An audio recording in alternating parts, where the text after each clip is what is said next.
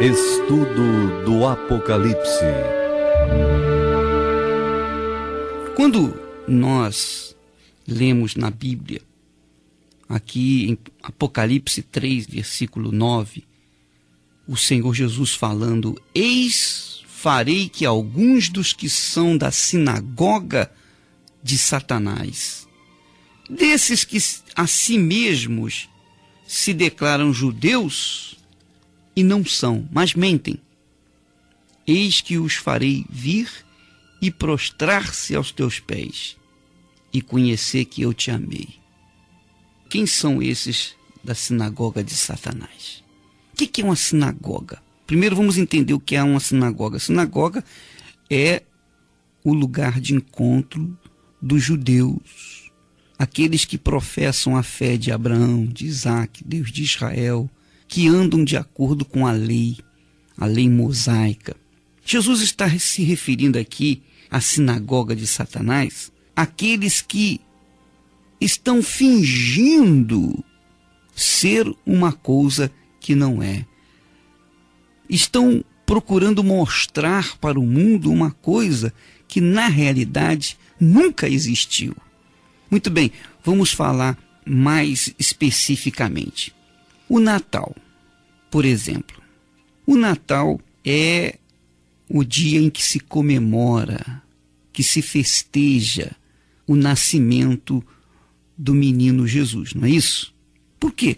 Justamente para levar as pessoas a pensar que Jesus é uma criança, quando na realidade Jesus nasceu, cresceu, desenvolveu, foi julgado, morto, crucificado, né?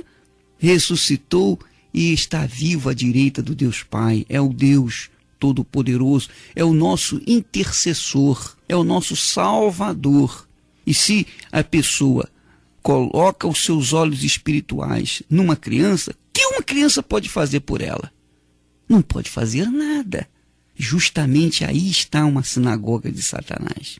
Quer dizer, as pessoas que fazem parte da sinagoga de Satanás são aquelas que são enganadas, que alimentam o engano dentro de seus corações, que alimentam a ilusão, que alimentam uma emoção que não leva a nada.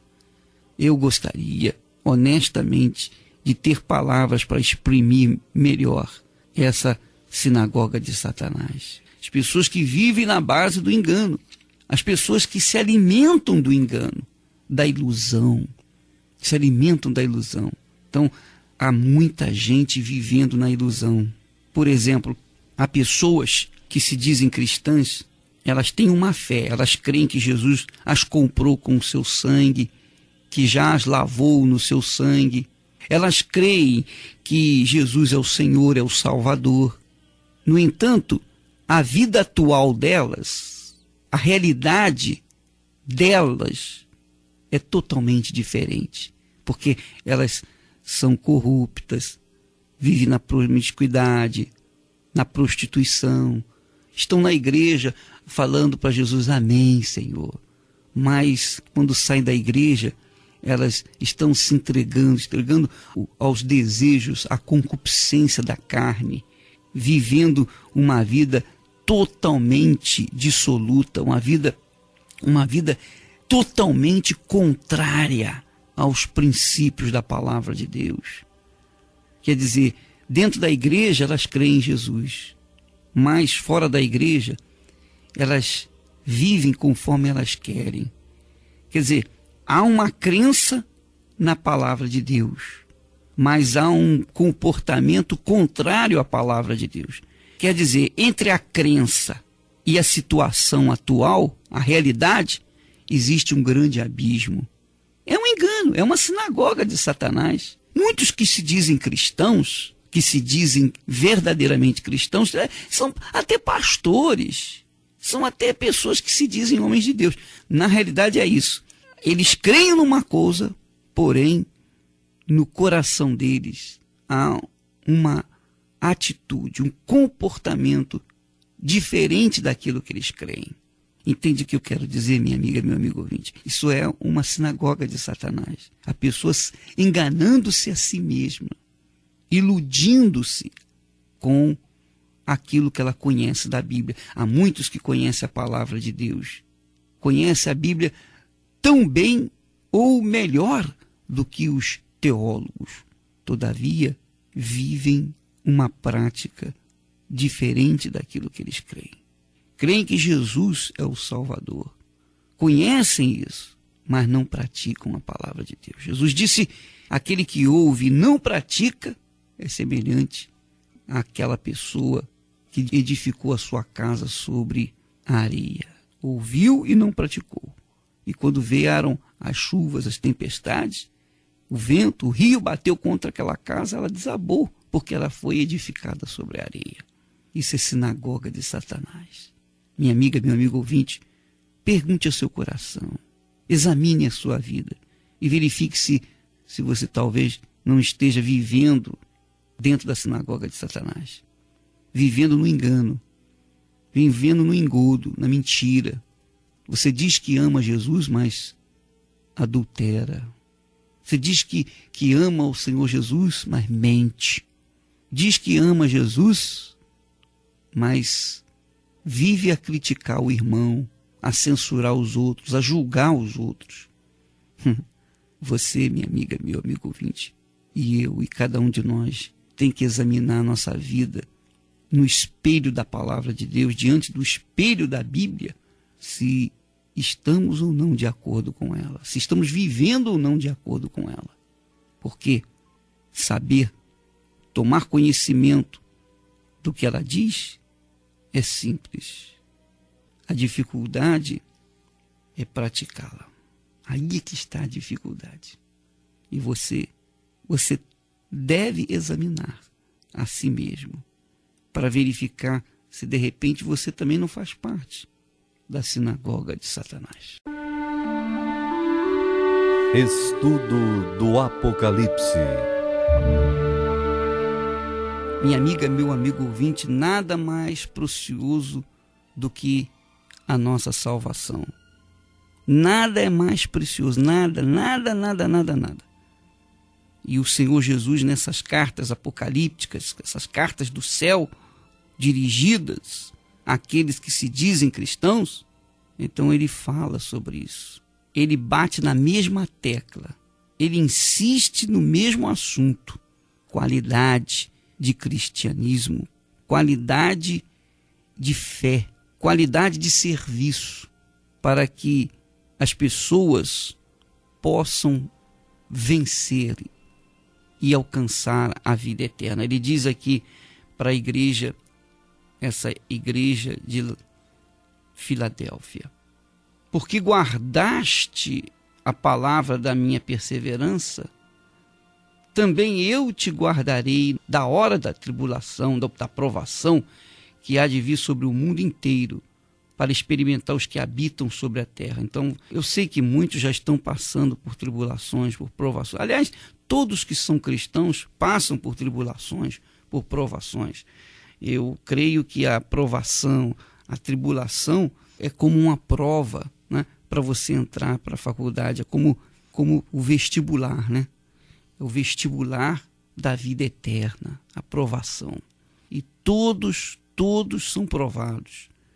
Agora, o ideal é que todos os que são provados sejam aprovados, o que nem sempre acontece, porque são poucos os que são salvos. São muito poucos. Quando Jesus se refere aqui à sinagoga de Satanás, engraçado que ele fala para a igreja de Filadélfia e a igreja de Esmirna. Justamente essas duas igrejas que não foram censuradas, que não foram criticadas, que não foram julgadas. Pelo contrário, só tiveram elogios do Senhor. Foram as igrejas de Esmirna e de Filadélfia. E você? E eu? E nós? Qual é a qualidade de cristianismo que nós temos apresentado?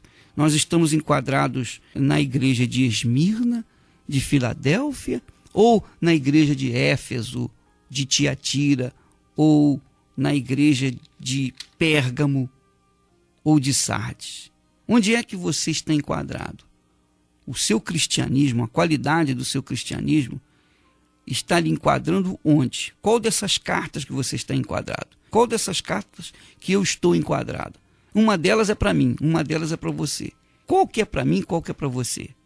Bem, minha amiga, meu amigo ouvinte, isso só mesmo o Espírito Santo pode revelar. Mas uma coisa eu sei, que para essa igreja, ou essas igrejas, tanto de Esmirna quanto Filadélfia, não houve nenhuma censura, nenhuma crítica.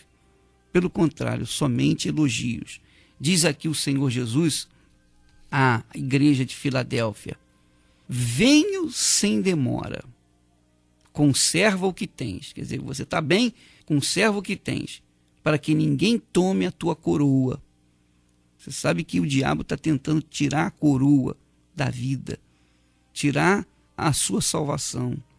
O diabo, ele cerceia você, a mim, a todo o tempo, 24 horas por dia, e é com engano. O espírito dos últimos dias é o espírito do anticristo, é o espírito do engano, da mentira. Sinagoga de Satanás é o engano, é o engodo. E a pior coisa do mundo é o engano. Você imagine você casar com uma moça ou com um rapaz que lhe diz: olha, eu amo você, eu gosto de você e tal. E você acredita naquele amor, você crê naquele amor de todo o seu coração. Mas aquilo tudo é mentira, é um engano. Aquela pessoa está querendo se aproveitar de você. Ah, minha amiga, meu amigo ouvinte, como é duro isso, né? Ser enganada, né? Coisa pior do mundo é o engano. Eu penso que uma das coisas piores do mundo é o engano. E há muita gente que, além de ser enganada pelo diabo e por outros, estão se enganando a si mesmo. Porque entre a sua crença e a sua atual situação espiritual, existe um vácuo muito grande, existe um abismo. Porque ela não vive aquilo que crê. Ela não pratica aquilo que ela sabe da palavra de Deus. Então, essa pessoa se torna uma membro ativa da sinagoga de Satanás. Mas para aqueles que estão firmes, fiéis, Jesus disse: eu venho sem demora. Guarda, conserva o que você tem, para que ninguém venha lhe tirar a tua salvação. Ao vencedor falo-ei coluna no santuário do meu Deus, e daí jamais sairá.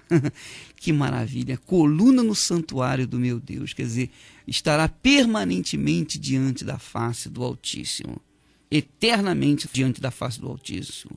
Ao vencedor faloei coluna no santuário do meu Deus, e daí jamais sairá.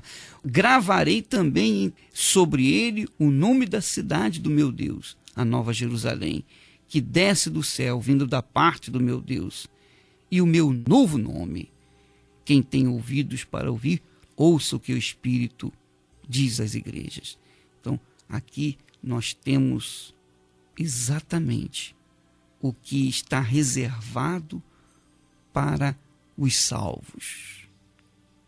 Jesus disse: falo-ei coluna no meu santuário. Para você ter uma ideia, há pessoas que gostam muito da Igreja Universal do Reino de Deus. E por quê? Porque quando elas entram dentro da Igreja Universal, elas sentem uma presença diferente, uma paz. Elas sentem um ambiente celestial. E essas pessoas gostam. Às vezes termina as reuniões, você pode verificar, tem pessoas que ficam sentadas lá na igreja, no banco, na cadeira, ficam sentadas ali. Elas não vão embora, não. Elas ficam ali na igreja, paradas, olhando, sentindo, curtindo aquele ambiente. Por quê? Por causa da presença de Deus. Imagine, meu amigo, minha amiga ouvinte, a pessoa viver ou ser parte dessa igreja, ser parte do santuário de Deus, ser coluna no santuário de Deus, isto é, estar permanentemente, eternamente, não por 70 anos, 80 anos, 90 anos, mas por toda a eternidade na presença do Senhor Jesus. Você já imaginou? Que coisa gloriosa! Puxa vida, é isso que está aguardando aqueles que vencerem, que permanecerem salvos. Jesus diz aqui: gravarei também sobre ele o nome do meu Deus. Gravarei o nome do meu Deus, o nome da cidade do meu Deus, a Nova Jerusalém que desce do céu, vinda da parte do meu Deus, e o meu novo nome.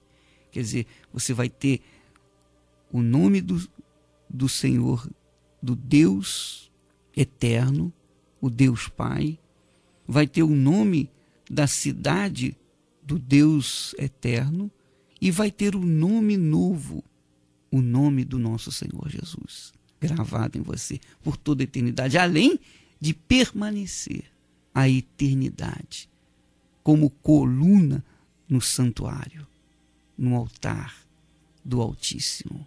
Aleluia. O sacerdote, o sumo sacerdote de Israel, ele entrava uma vez por ano na presença de Deus, no Santo dos Santos, e depois saía. O nosso sumo sacerdote, Jesus, está permanentemente à direita de Deus Pai. E nós também o estaremos se permanecermos nesta fé, se conservarmos a nossa vida espiritual, o nosso coração limpo, a nossa mente limpa. Eu sei que é difícil falar em santidade, pureza nos dias de hoje, mas no meio de uma sociedade corrupta, suja, injusta, má, perversa, podre, diabólica, satânica, existem aqueles poucos que são de Deus. Existem aqueles poucos que conservam a integridade, que preservam o que é puro, o que é reto, o que é certo, o que é de Deus.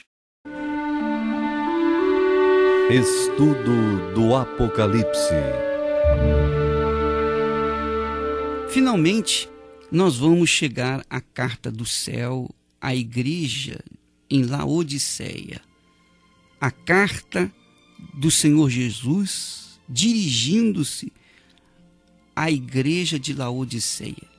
E Laodiceia representa a igreja de hoje, a igreja corrompida, a igreja fracassada, a igreja derrotada, a igreja misturada, a igreja compromissada com o ecumenismo, a igreja compromissada com políticos, a igreja compromissada com o Estado, a igreja compromissada com o diabo, com o mundo, menos com Deus. É essa a situação caótica, triste da igreja de Laodiceia, que é a igreja atual, a igreja dos últimos tempos. Porque o Senhor Jesus diz assim: estas coisas diz o Amém. Jesus é o Amém. Jesus, o nosso Senhor Jesus, é o Amém para aqueles que nele têm depositado a fé exclusivamente. Você que tem crido no Senhor Jesus de todo o seu coração e somente no Senhor Jesus, então ele é um amém para você. Quando você ora, suplica alguma coisa em nome dele, que seja da vontade dele, então ele é um amém. Ele confirma, ele abençoa, ele faz possível aquilo que até então tem sido impossível na sua vida. Então diz o Senhor Jesus: estas coisas diz o amém, a testemunha fiel e verdadeira, o princípio da criação de Deus. Quer dizer, fala o próprio Senhor Jesus, o Filho de Deus. Conheço as tuas obras, que nem és frio nem quente. Quem dera fosses frio ou quente. Assim, porque és morno e nem és quente nem frio, estou a ponto de vomitar-te da minha boca. Pois dizes: estou rico e abastado, e não preciso de coisa alguma, e nem sabes que tu és infeliz. Sim, miserável, pobre, cego e nu. Então aqui está a situação da igreja de hoje. A igreja compromissada com o diabo. É isso mesmo. A igreja hoje tem estado compromissada, ligada, atada ao próprio diabo através das suas instituições religiosas. graças a Deus, existem algumas poucas pessoas que se separam do contexto geral da igreja fracassada, a igreja mutilada de sua espiritualidade, mutilada do seu convívio com Deus. Muitos pregadores eletrônicos, muitas mensagens, muitas palavras de vento. Nada mais do que isso. Apenas demonstração de conhecimento bíblico, mas não de vivência bíblica. Aliás, essa é a marca do engano do anticristo. As pessoas estão buscando conhecimento, ler a Bíblia, conhecer a Bíblia, somente isso. Mas quando vai na prática é totalmente radical e não tem nada daquilo que eles conhecem da palavra de Deus. Então as igrejas estão fechando e Deus está abrindo portas para nós. Então, graças a Deus por isso. Mas é com muita tristeza, com agonia que a gente vê que a igreja do Senhor Jesus hoje está corrompida em todo o mundo. Por quê? Porque, é como diz a Bíblia, há muitos pastores pastoreando-se a si mesmos, há muitos líderes espirituais que estão buscando a glória desse mundo, buscando fazer-se conhecidos diante do povo evangélico. Muitos estão buscando a glória desse mundo, buscando anéis, buscando colocar anéis nos seus dedos e diplomas na parede para mostrar que são grandes figuras, que têm nome, que têm conhecimento, que têm sabedoria, mas na prática isso não funciona, porque vivem uma vida totalmente alienada àquilo que a palavra de Deus ensina. Então, Jesus diz aqui: conheço as tuas obras, que nem és frio nem é quente. Quem me dera fosses frio ou quente. Assim, porque és morno e nem és quente nem frio, estou a ponto de vomitar-te da minha boca. Isso é duro, muito difícil uma pessoa ser morna, e mesmo na condição de fria. Mas a situação morna ainda é pior, porque a pessoa morna é aquela pessoa que ela tem conhecimento, mas não tem prática. Então, ela fica naquele chove não molha, né? Ela fica naquele vai e vem, igual a onda, vai e vem, não sai nunca daquela situação. Então, há muitas pessoas dentro das igrejas, inclusive da Igreja Universal do Reino de Deus também, que são mornas, deixaram os seus corações ficarem mornos, estão mornos na fé. Suas orações são frias, são orações sem vida, sem expressão, sem espírito. Muitos estão falando até de Jesus, mas falam sem espírito, passam apenas letra, transmitem apenas conhecimentos, ao invés de transmitir vida. Oh, minha amiga, meu amigo ouvinte, examine a sua vida, examine o seu coração, examine-se a si mesmo. E quando eu falo para você, examine-se a si mesmo, eu estou falando para mim também. Porque quando nós apontamos um dedo na direção de alguém, nós temos 4 apontados para nós. Então, é hora de examinar para verificar se estamos frios, mornos ou quentes. Porque você conhece quando uma pessoa está quente na fé. Você conhece quando uma pessoa está viva na fé.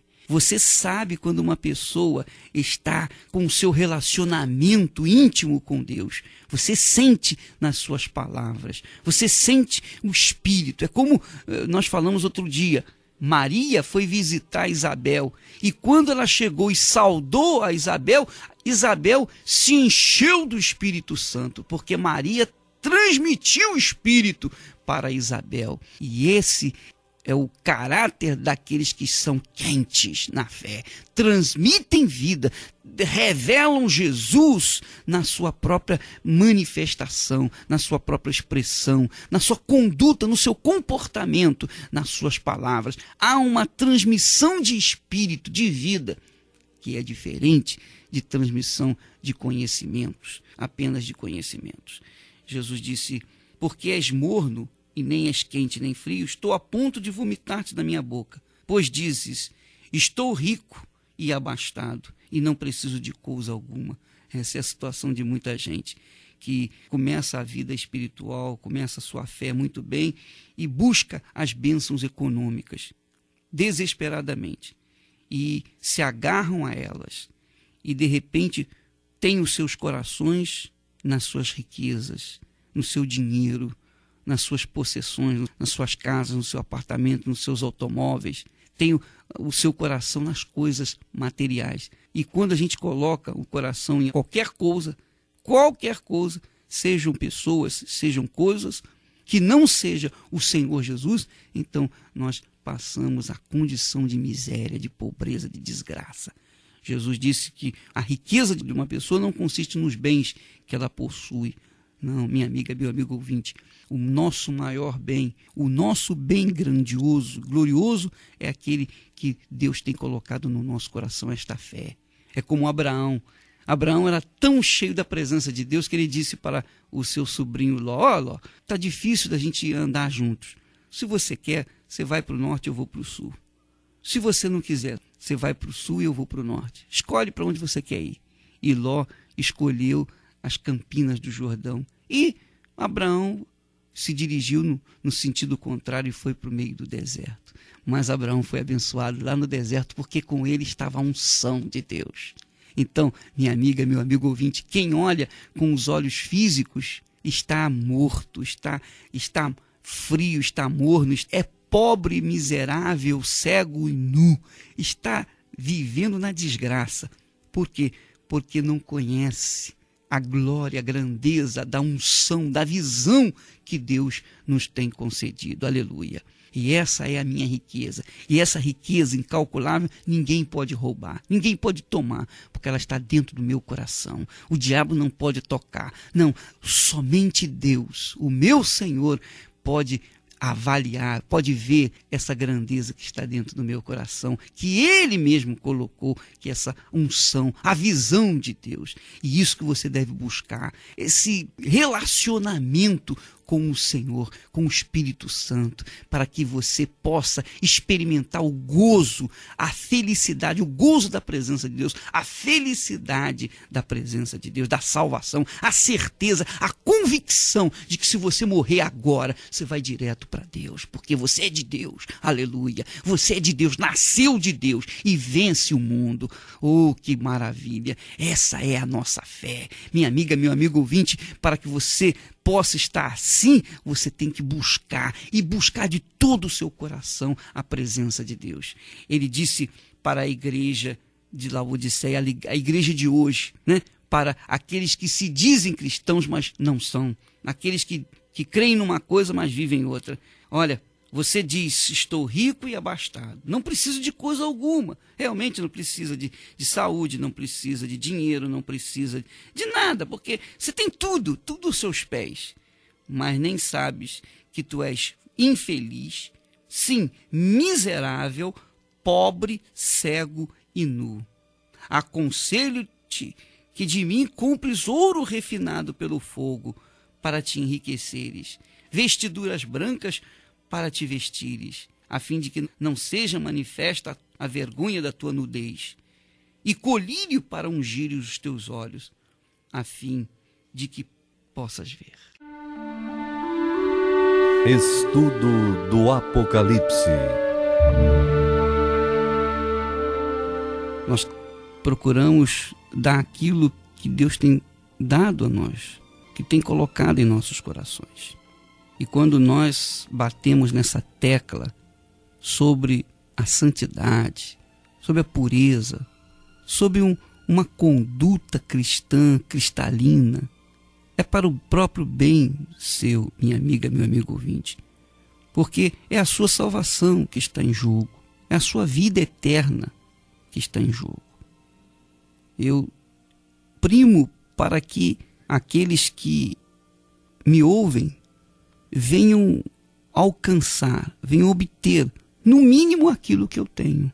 E se eu me preocupo pela sua salvação, é porque eu me preocupo com a minha. É a coisa que eu mais prezo na minha vida, é a minha salvação, a minha vida eterna. Então, por isso eu bato nessa tecla, e eu creio que o Espírito Santo está tocando nesses dias, especialmente na vida das pessoas que sabem da verdade, mas vivem na mentira. Isso é muito mal mesmo. Jesus disse à igreja de Laodiceia, ele disse assim: aconselho-te que de mim compres ouro refinado pelo fogo. Essa é a riqueza de Deus, a salvação, minha amiga, meu amigo ouvinte. A salvação é algo que é provado, sabia? A gente é salvo pela misericórdia de Deus, mas somos provados a cada dia, a cada momento. As tribulações, tudo isso é o fogo que vai purificando a cada um de nós, que vai eliminando os maus hábitos, os maus pensamentos, que vai limpando, lavando a pessoa por dentro. E diz: vestiduras brancas, a fim de que não seja manifesta a vergonha da tua nudez. Essa nudez não é a nudez física, mas a nudez espiritual. E a vestidura branca também é espiritual. Significa a santidade, a pureza. Significa uma vida que agrada a Deus. Uma vida em que ele se sinta feliz, alegre, agradado por nós, por nossa causa. A honra dos pais está nos filhos. Se os filhos são maus, então o pai, ao invés de ser honrado, é envergonhado. Então, a glória do Pai, do nosso eterno Deus e Pai, está em nós. Quando nós manifestamos um comportamento de acordo com a sua santa palavra. Jesus disse: aconselho-te.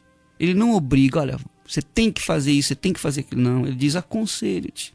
Aconselho-te que de mim compres ouro refinado pelo fogo para te enriqueceres. Ao invés de você procurar juntar dinheiro nesse mundo, e quantas não são as pessoas, tadinhas, os pais, que preocupados com os filhos procuram adquirir bens e mais bens e mais bens para garantir o futuro dos seus filhos. Mas isso não garante o futuro de ninguém. Pelo contrário, garante a briga, inimizade, contendas no futuro entre os seus filhos. O que garante o futuro dos nossos filhos é a nossa fé no Senhor Jesus, é a nossa dedicação, é o nosso comportamento, é o nosso exemplo de vida, é o nosso exemplo de cristianismo. Isso faz com que os nossos filhos venham herdar essa conduta, e então eles serão felizes. Ah, minha amiga, meu amigo ouvinte, é a coisa mais preciosa que tem, é a pessoa poder colocar a cabeça no travesseiro com a consciência limpa, lavada, purificada, poder dormir no sono dos anjos, né? Viver na paz. Jesus disse: eu repreendo e disciplino a quantos amo. Às vezes a pessoa é repreendida, é disciplinada e não gosta. Muitos fogem. Quando vão para o deserto, fogem. São fujões, desertores. Por quê? Porque na hora da disciplina, na hora da repreensão, da provação, da tribulação, fogem. Jesus disse: eu repreendo e disciplino a tantos quanto amo. Quer dizer, se você pertence ao Senhor Jesus, a sua vida não é sua, não lhe pertence. Ela pertence a Jesus. E não importa o que vai acontecer. Se você está sendo injustiçado, isso não é seu problema, é problema dele. Se você está sendo provado, é ele que permite isso. Tudo está na mão dele, tudo está sob o controle dele. E nada, absolutamente nada, foge ao seu controle, especialmente aqueles que lhe pertencem. Sê, pois, zeloso e arrepende-te. Eis que estou à porta e bato. Se alguém ouvir a minha voz e abrir a porta, entrarei em sua casa e cearei com ele e ele comigo. Você está ouvindo essa voz, essa palavra, a palavra de Deus. Deus certamente está convidando você. O Espírito Santo está falando no seu coração. Aceita o meu filho Jesus. Entrega a sua vida para Jesus. Não siga o caminho dos pecadores. Não siga o caminho dos que dizem ser, mas não são. Não siga o engano, não siga o engodo, a mentira. Verifique se a sua vida está de acordo com a minha palavra. E siga em frente, se ela está assim. Jesus disse, eu estou à porta e bato. Se alguém ouvir, se alguém, você ouve e abre a porta, então ele entra. Se você ouve e não abre a porta, ele se mantém do lado de fora. É assim que acontece com muitos que procuram conhecimento, só conhecimentos, mas não abrem a porta do coração. O conhecimento não tem nenhum valor. Deixa de ter valor. A pessoa tem muito conhecimento da palavra de Deus, mas mantém o seu coração fechado, então o que adianta? Jesus disse, ao vencedor dar-lhe-ei sentar-se comigo no meu trono. Aleluia.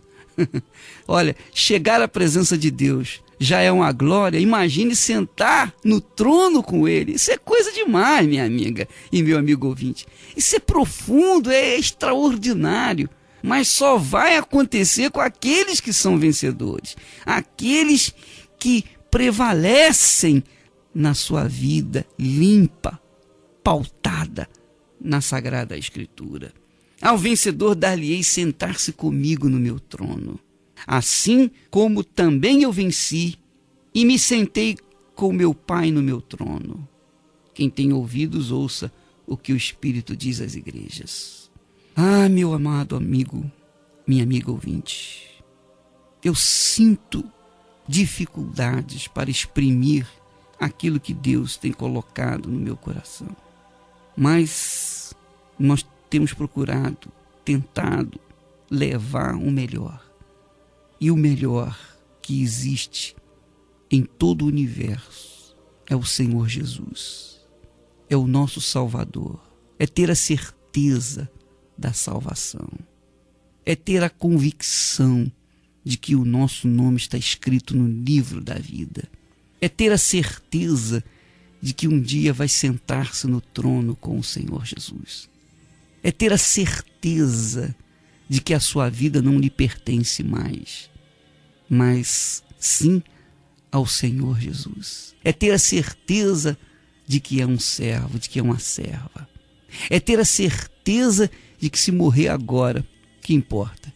Iremos passar a eternidade com o nosso Senhor. Então, iremos começar a vida verdadeira que Ele providenciou para nós. É isso que vale, minha amiga. É isso que tem valor, é isso que é precioso, é isso que é rico. E essa é a riqueza que Deus tem colocado no nosso coração. Essa é a riqueza que Deus tem colocado em nosso coração. E se você quiser participar dela, então você tem que entregar a sua vida, corpo, alma e espírito, nas mãos do Senhor Jesus.